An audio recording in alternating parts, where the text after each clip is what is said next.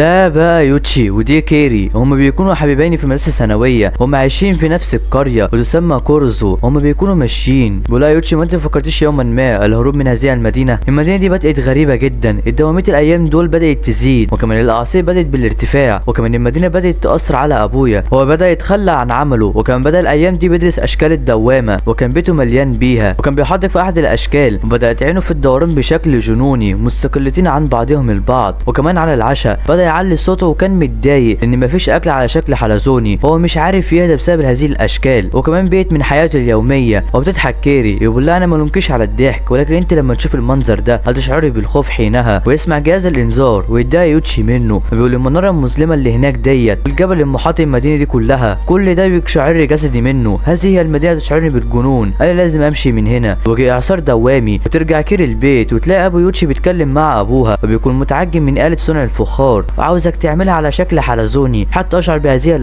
الاشكال دي قد ايه جميله جدا، دي فيها قوه احنا مش عارفينها. وبتخاف كيري وتروح كيري المدرسه تكلم صاحبتها وهي اسمها اوزامي، وتقول لها يوتشي هيمشي من المدينه وهيروح مدرسه جديده بره، وتقول لها اوزامي قد ايه غيرانه منها عشان طبعا ما فيش حد اعجب بيها، وتقول لها كيري ازاي دوت مع انك جميله جدا. وتشوف كيري شكل غريب على جبهه اوزامي، وتقول لها اوزامي وهي كانت بتمشي على الحبل كانت بتحاول تجذب انتباه ولد كانت معجبه بيه، لكن تقع وتحصل على هذا الشكل، وهكذا اصبح كل فتى بقى معجب بيها، وهكذا اصبح الفتى اللي كانت معجبه بيه اصبح معجب بيها. ولكن ممكن يكون امر غريب، ربما بتكون الندبه هي ما تجعلهم ينجذبون اليه. وتروح كيري واوزامي المحطه عشان يقابلوا يوتشي، ويكون الولاد متعجبين باوزامي، ويقابلوا يوتشي وتعرفوا على اوزامي، ولكن مصدم وكانه هناك شيء يخيفه من هذه الفتاه، وياخد كيري ويمشي بسرعه. وبتقول له كيري انت بتعمل ايه؟ يقول لها انت ما شعرتيش بيها، دي دوامه، انا شعرت بحضور الدوامه في صاحبتك، عليك الحذر بعد ذلك يا كيري. وترجع كيري البيت يقول لها ابوها ان هو خلص قطعه ابو يوتشي، ويطلب منها توديها لبيته، وبتكون كيري خايفه، لكن تروح البيت في الاخر وتقابله، ولكن بيقول لها انا اسف انا ما بقتش محتاجها، انا ادركت الان كيفيه عمل الدوامه بنفسي، حتى شوفي. وبيطلع لسانه وبيخرج على شكل حلزوني يا ابن المقرفه. وتصرخ كيري من شده الخوف وبتهرب، ويجي واحد وبيدي طلب ليه، بيكون يوتشي ماشي بيلاقي اوزامي جت وراه، وتقول له معظم الرجال بيكونوا ملتفتين حواليا بيحبوني وانت الوحيد اللي بترفضني. وبيكون يوتشي خايف منها جدا، بيقول لها انت بتخبي ايه تحت شعرك؟ بتقول له الندبه على شكل هلال، انت ممكن تقع في حب بسببها، والصدمه بتطلع على شكل دوامه. بيقول لها يوتشي انا كنت متوقع، هي طلعت دوامه، هي بدات كشكل هلال وهي هتبقى اكبر من كده، الامر كله مرتبط بهذه المدينه، اهربي من هنا قبل فوات الاوان. وبتكون اوزامي متضايقه جدا وتقول لي مفيش حد عملني بالمعامله دي قبل كده، يقول لها اهربي قبل ما تبقي زيهم، هذا لمصلحتك، ويهرب بسرعه. بيكون والد يوتشي توفى، هما بيحرقوا الجثث. بيقول لي كيري انت مش عاوزه تعرفي ابويا مات ازاي؟ بتقول له انا سمعت ان هو وقع من على السلم. يقول لها هذا ما قاله الجميع، الكلام ده كله كذب، ابويا اتدهور نفسيا وجسديا، وانا وامي رحنا المستشفى في مدينه يودورياما، وكنا نفكر نوديه هناك، ولكن لما رجعنا البيت كنا بندور عليه، وكان البيت كله فارغ وحالق الظلام، لكن ما عدا غرفه، ويلاقوا صندوق غريب، وتفتح ام الصندوق والصدمه بيكون الراجل المجنون حشر نفسه جوه الصندوق، ده كسر كل عظمه في جسمه عشان يخلق هذا الشكل المشؤوم، ومات بسببها. وبيشوفوا الناس مصدومين من السماء، وتنصدم كيري، وده بسبب الدخان اتحول على شكل دوامه. وبيكون يوتشي مصدوم، دخان حرق جثه ابوك يا يوتشي، ولكن بيكون الدخان استقر وبدا ينزل على الارض، ولكن بينزل في بركه. وتصرخ ام يوتشي وتقول انت لازم توقف دوت، وتقول له انا شايفه كل حاجه، ده ابوك هناك يا يوتشي. ويشوف يوتشي وفعلا بيكون ابوه، وكان بيضحك بشكل جنوني، وتفقد امه صوابها، دي كده بيخلص الموضوع. وتيجي اوزامي وتقول لكيري انها كانت خايفه عليها، ولكن بيجي اعصار وصدمه، بتكون دوامه اوزامي بقت اكبر وتمشي بسرعه. وبيكون في المستشفى بنشوف ام يوتشي خايفه جدا من اي شكل يشبه الدوامه، وبتكون اوزامي وهي ماشيه بتقابل واحد بيكون عاوز يرتبط بيها، لكن بتقول له لا، وبترجاها، بيقول لها في شيء بيجذبني ليكي، انا مش عارف هو ايه، ولكن انا مش هتخلى عنك، انا هعمل اي حاجه. وبتكون اوزامي ما جاتش المدرسه، وبيجي واحد بيكون منظره غريب جدا، وبيكون بطيء في حركته، وبيتريق عليه واحد، هما بيلعبوا وبيخسر الفريق بتاعه. وبعد ما يخلصوا لعب وفي اوضه التغيير الواد المتنمر بيضايقه اكتر وولعوا هدومه وبيضحكوا عليه، والصدمه بيكون ظهره على شكل حلزوني. من اين تاتي هذه الاشكال المشؤومه؟ وتروح كيري تزور والده يوتشي، وبتكون حالتها صعبه جدا، بيقول لها يوتشي امي من اول ما وصلت المستشفى كانت بتشوف دوامات في كل حته، لدرجه حلقت شعرها، وحتى من كتر خوفها قطعت صوابعها، وهي كل ما تشوف الدوامات بتتذكر زوجها، ويقول لها تعالي معايا لنكون دوامه واحده، انا لازم اخد حذري بعد كده. وبتكون كيري هي ماشيه